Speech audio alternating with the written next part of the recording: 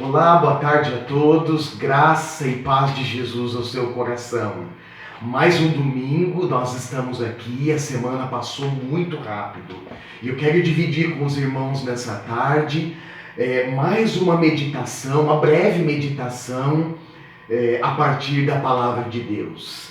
Na sua segunda carta, no capítulo 1, a partir do versículo 3, o apóstolo Pedro, ele escreve ali algo muito valioso para nós. Eu quero fazer a leitura desse texto e, a partir da leitura, compartilhar com os irmãos algumas impressões de princípios e instruções importantes que o apóstolo Pedro registra para nós. Está escrito assim: Deus, com seu poder divino, nos concedeu tudo de que necessitamos para uma vida de devoção, pelo conhecimento completo daquele que nos chamou para si, por meio da sua glória e excelência. E por causa de sua glória e excelência, ele nos deu grandes e preciosas promessas. São elas que permitem a vocês participar da natureza divina e escapar da corrupção do mundo causada pelos desejos humanos. E a partir do versículo 5, ele começa a fazer algumas instruções que eu quero chamar a sua atenção. Ele escreve assim: diante de tudo isso, esforcem-se ao máximo para corresponder a essas promessas. Acrescentem à fé a excelência moral, o conhecimento, ao conhecimento o domínio próprio, ao domínio próprio a perseverança a devoção a Deus, e a devoção a Deus a fraternidade, e a fraternidade o amor. Quanto mais crescerem nessas coisas, mais produtivos e úteis serão no conhecimento completo do nosso Senhor Jesus Cristo. Eu estou usando nessa ocasião a versão NVT, nova versão transformadora.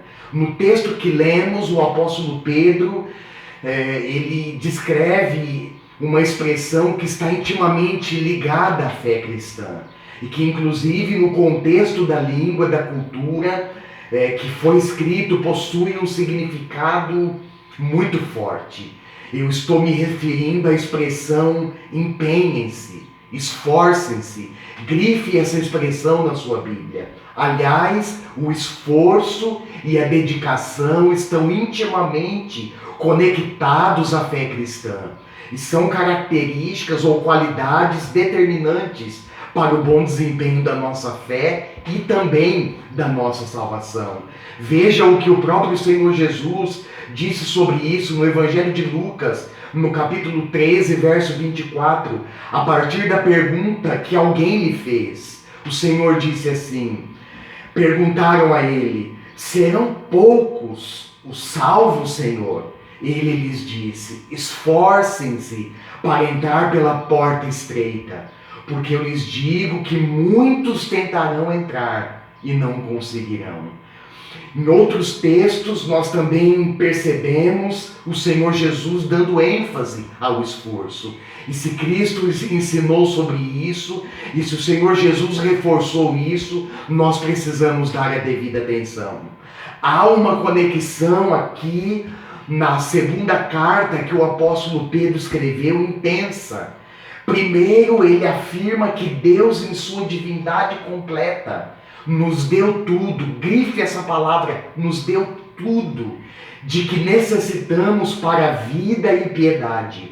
A expressão vida e piedade, que na NVI está separada, na nova versão transformadora estão ligadas e expressam um único significado, um significado amplo e profundo, que diz respeito especialmente à nossa interação com Deus, indicando a nossa necessidade ou a necessidade humana de se aproximar dele e permanecer num relacionamento profundo e correto com Deus. O piedoso é alguém consagrado a Deus, que encontrou em Deus a essência da vida e da identidade humana e também da identidade cristã. Segundo, Pedro escreve que ele nos deu as suas grandiosas e preciosas promessas.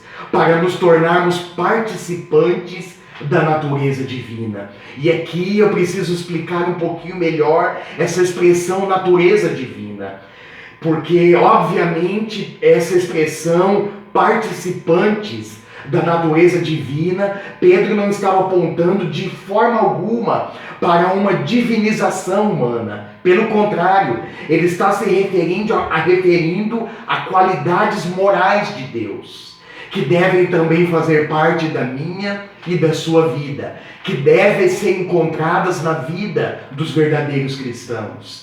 E eu quero chamar a sua atenção aqui também para destacar outro ponto, quando ele diz que Deus nos deu tudo o que necessitamos. Você percebe que tudo o que nós necessitamos vem de Deus? Deus é uma fonte completa e inesgotável. Ele nos dá. E nós, o que temos dado a Ele?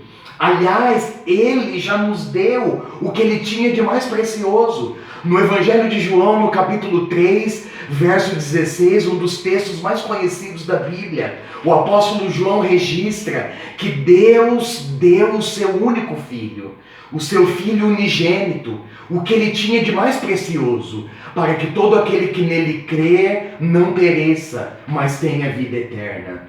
Pedro também, escrevendo para pessoas cujo contexto é muito parecido com o nosso, gentios e judeus cristãos que estavam inseridos no mundo de perseguição, no mundo de corrupção e pecado, um mundo hostil e indiferente a Deus e aos seus princípios.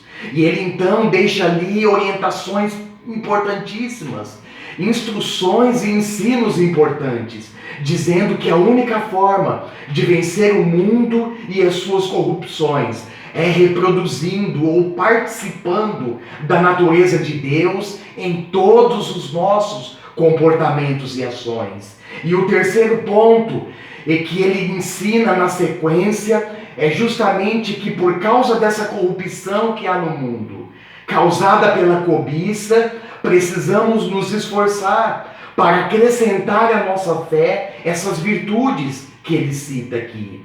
Pedro está destacando qualidades essenciais que não podem faltar à nossa fé.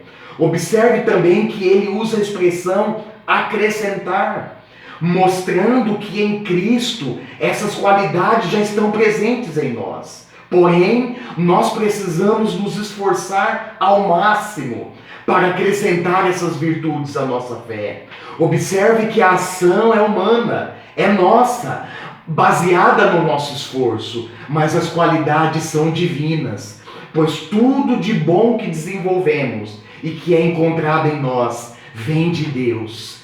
E a outra observação está no versículo 5, e eu chamo a sua atenção para o modo verbal que nós encontramos aqui. A palavra ou verbo esforcem-se está no imperativo, ou seja, isso indica que o nosso esforço para acrescentar essas qualidades à nossa fé não é uma opção do cristão, mas é uma ordem, é um mandato apostólico, e nós precisamos exercer isso com muita responsabilidade. E eu então fecho essa breve meditação, concluo essa mensagem descrevendo que o resultado dessa ação produz benefícios da nossa vida já no tempo presente. Não somente na nossa vida, mas também na vida daquelas pessoas que estão ao nosso redor, que fazem parte do nosso contexto relacional. E também encontramos benefícios futuros, ou seja, benefícios que resultarão para a eternidade. Observe só os benefícios que nós podemos desfrutar já no tempo presente. Versículo 8. Primeiro, quanto mais essas virtudes existirem e crescerem em nós, mais produtivos e úteis nós seremos no conhecimento completo do nosso Senhor Jesus. O segundo benefício é que essas virtudes, elas confirmam que nós conhecemos a Deus e confirmam que de fato nós somos chamados e escolhidos por Ele. A terceiro benefício, agindo assim, nós não tropeçaremos na fé. E o quarto, a nossa entrada no reino eterno será acompanhada de grande honra. A partir disso, eu levanto uma questão importante para a sua e para a minha reflexão. E se essas ações não acompanharem o desenvolvimento da nossa fé?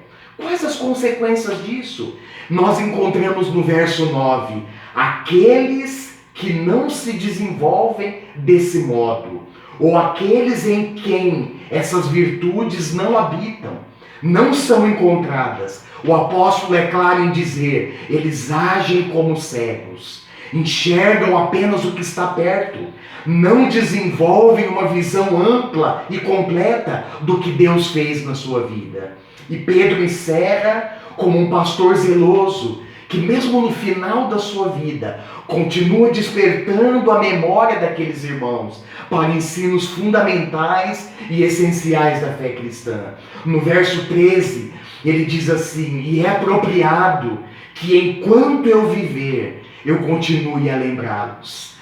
Nós precisamos, irmãos, ser constantemente lembrados dos princípios fundamentais da fé e da sua prática. Embora saibamos disso, tenhamos consciência e conhecimento desses princípios, nós temos uma enorme facilidade de esquecê-los. E Pedro queria garantir que mesmo depois da sua morte, aqueles cristãos não se esquecessem desse ensino. Olha como ele fecha no versículo 15. Por isso, me esforçarei para garantir que vocês sempre se lembrem dessas coisas, depois da minha partida. Isso sim é ser exemplo de um bom e fiel líder da igreja. Que o Senhor te encoraje, que a palavra de Deus confronte a sua vida, confronte a sua postura cristã, a fim de que possamos viver acrescentando à nossa fé essas virtudes. E assim então desfrutemos já no presente e também no futuro dos benefícios que essas virtudes, a partir de nós, podem acrescentar, podem produzir, tanto na nossa vida como na vida daqueles que estão ao nosso redor. Que o Senhor te abençoe, em nome de Jesus.